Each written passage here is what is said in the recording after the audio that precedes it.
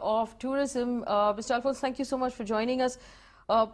There is a general feeling, we're being told, that people in Kerala feel that the larger country has ignored them and that the central government could have paid more attention. As a member of the central government at this point, what is your reaction or your response to people who are saying that? Well, the national media could certainly have paid much more attention because this was one of the last things on your agenda. I mean, obviously, you should have paid more attention. This is the worst floods in the history of Kerala since 1924. 12 districts out of 14 districts are underwater.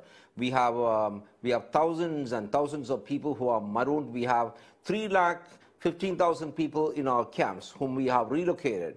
We have, on a conservative estimate, between 60,000 to 100,000 people who are marooned, and the water levels are going up in some of these places. Now, as far as assistance is concerned, the Honorable Prime Minister is visiting Kerala today. Tonight he is coming, and tomorrow he is going to have a discussion with the Chief Minister, have an aerial survey of the places, and then, of course, the Honorable Chief Minister has been in touch with the Prime Minister, and the Prime Minister has been calling up everybody to help out, and he's been in touch with the Chief Minister every day. The Home Minister has spoken many times, the Defence Minister.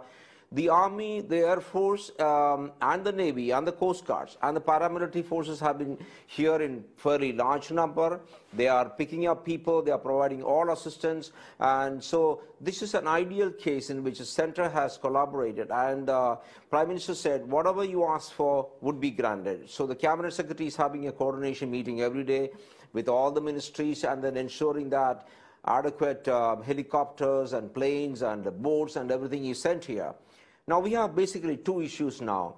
How do we kind of pick up people who are marooned? There's about at least 60,000 people, and the water levels are rising. So many of these can be picked up, rescued only through a winching operation, through a helicopter, or through very strong boats, because we have very strong current in these rivers. So that operation is going on and it will continue. And then we have got a whole lot of fishermen who are experts in strong currents, and we have got hundreds of fishermen to come to these districts. I mean, we have basically problem areas today are Pathanamthitta and Trichy districts. Of course, Alleppey district is completely underwater. It's been underwater for many months. Kerala has been so badly devastated, and Kerala economy is completely down and out. It's going to take very, very large amount of money to reconstruct Kerala.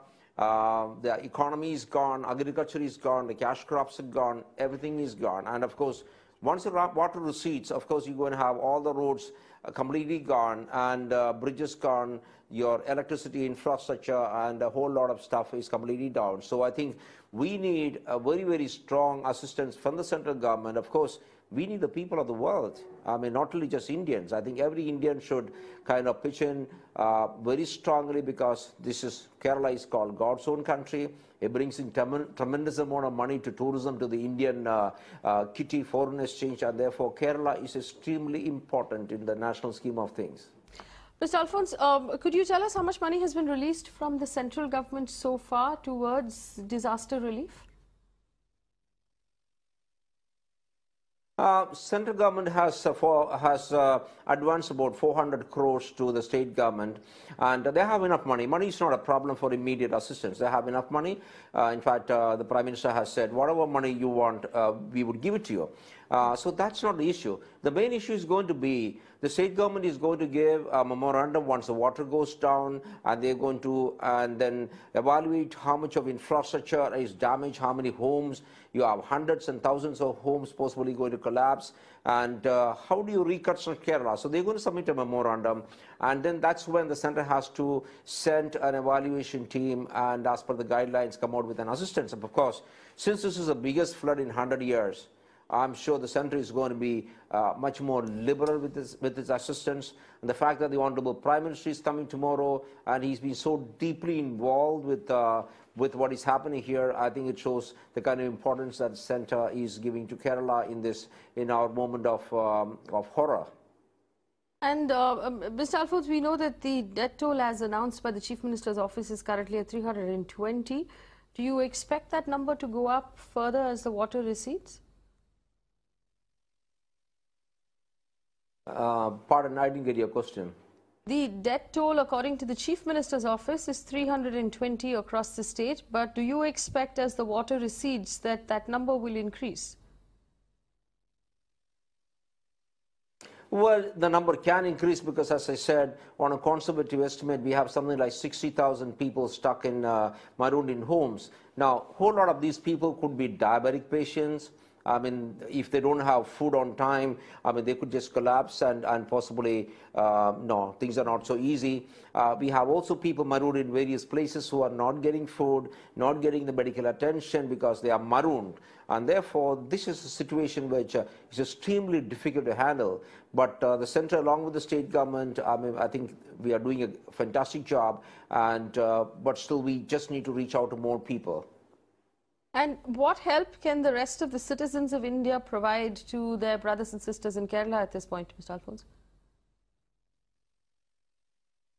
No, I think we need a whole lot of money because as far as evacuation of people is concerned and running these shelter homes are concerned, Kerala has a very good protocol. We have excellent officers who are doing a very, very good job. So what Kerala requires for reconstruction is to get really good money, and I think this is where the rest of the country must pitch in because Kerala is extremely important. We'll be bringing so much of foreign exchange, and it's a major contributor to the tourism industry of India. So it's very important that in our moment of grief, everybody really gets together, India works together, and of course, the rest of humanity also. Right. Mr. K.J. Alphons, Union Minister for Tourism, many thanks for joining us here on Mirror Now and giving us updates of relief operations in Kerala and the movement right now between state and central government. We appreciate your time, especially at a time of crisis like this. Let me go back